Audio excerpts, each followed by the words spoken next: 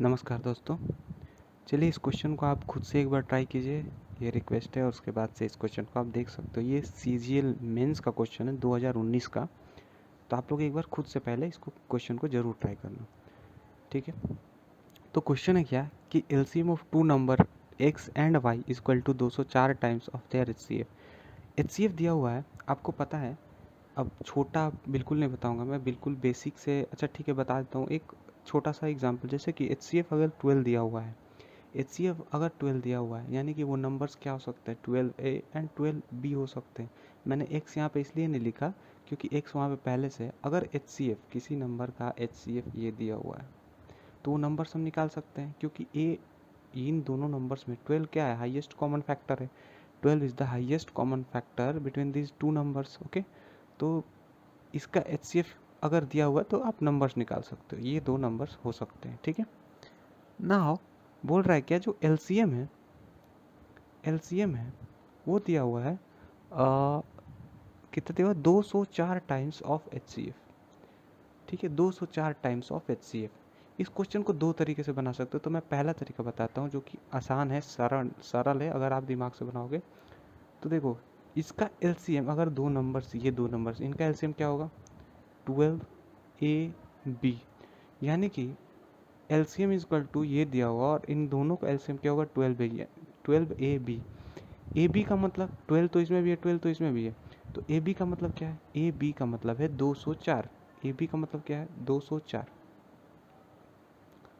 ना आपको पता होगा कि अगर ए बी 204 है तो ए और बी क्या है, ए और बी एक को प्राइम नंबर होंगे। डेफिनेटली ये निश्चित बात है कि ए और बी एक को प्राइम नंबर होंगे। को प्राइम नंबर वो नंबर्स होते हैं जो आपस में डिवाइड नहीं दिया जा सकता या फिर उनका कोई कॉमन टर्म नहीं निकाला जा सकता, ओके।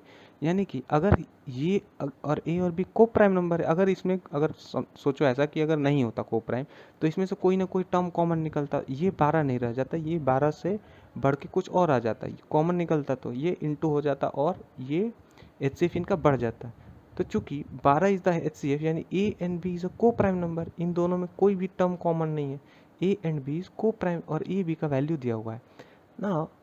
क्वेश्चन में क्या बोला है कि जो डिफरेंस है, यानी कि ये x दो नंबर्स हैं, यहाँ पे मैं ये लिखा हूँ, यहाँ पे x और y दिया हुआ है। तो आप यही समझो पहले, इसका वैल्यू x और इसका वैल्यू y, ये आप खुद से समझ लेना ना। वहाँ पे दो नंबर दिया है, यानी कि 12A minus 12B is equal to 60 दिया हुआ, ठीक है ना। अब एक तो बात क्लियर है कि a बड़ा होगा b से तभी ये होगा, ठीक है। a बड़ा है b से तभी होगा। तो आप यह समझ लो कि a बड़ा है b से ना।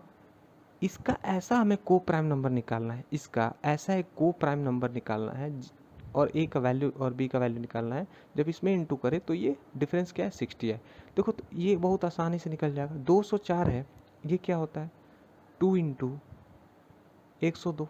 फिर क्या होगा, 2 इंटू 51। क्या 51 किसी से डिवाइड हो जाएगा, हाँ।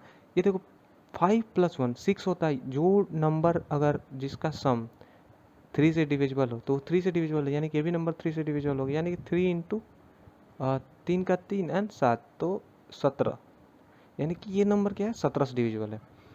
अब आप देखो यहाँ पे अगर देखें हम तो 17 इंटू डायरेक्ट अगर ये लिख दें 17, देखो 4 इंटू अगर 51 लिख दें, ठीक है। 4 इंटू 51 ये भी को प्राइम नंबर्स हैं।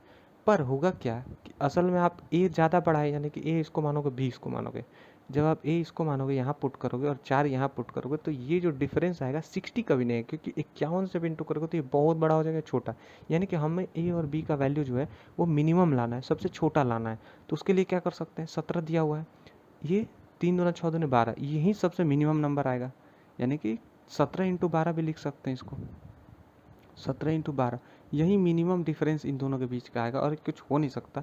तो यहाँ पे आप देखो, यहाँ पे अगर 17 रखोगे, यहाँ पे 12 रखोगे तो ये 60 आएगा, क्योंकि और कोई ऑप्शन ही नहीं है। डेफिनेटली यहीं 60 आना चाहिए।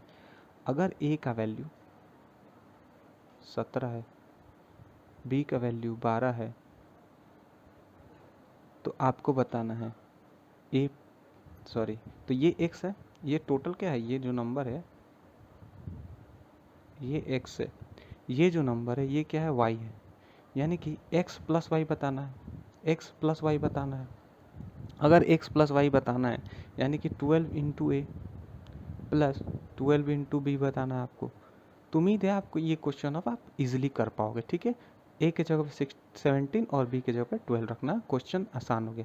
दूसरा तरीका मैं बता दे रहा हूँ कैसे होगा, कि यहाँ देखो, इसको आप x मानोगे, इसको y मानोगे, तो x y निकल जाएगा, ठीक है, x y निकल जाएगा। कैसे कैसे निकलेगा मैं बता दे रहा हूँ। आप 12a को, जैसे यहाँ पे आप यहाँ पे दूसरा तरीका समझ लो कि 12a is equal to x, यानी कि a is equal to x by 12, वैसे ही b is equal to y by 12 हो जाएगा, ठीक है ना। अब क्वेश्चन में आपसे बोला है क्या कि A B is equal to 204।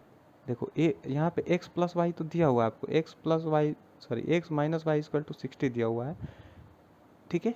और ए बी यानी कि x इंटू वाई, यानी कि x divided by 12 into y divided by 12 क्या हो जाएगा, x y is equal to 204 into 12।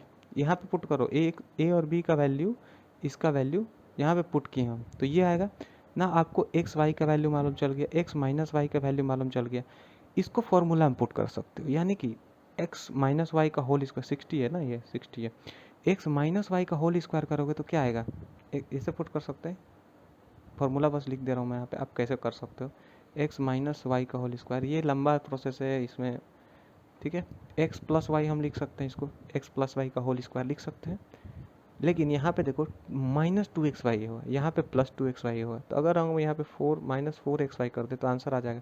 X Y का वैल्यू पता हमें, एक्स माइनस वाई का पता है, बस एक्स प्लस वाई का होल स्क्वायर ना जब बदलोगे तो आंसर आ जाएगा, ठीक है।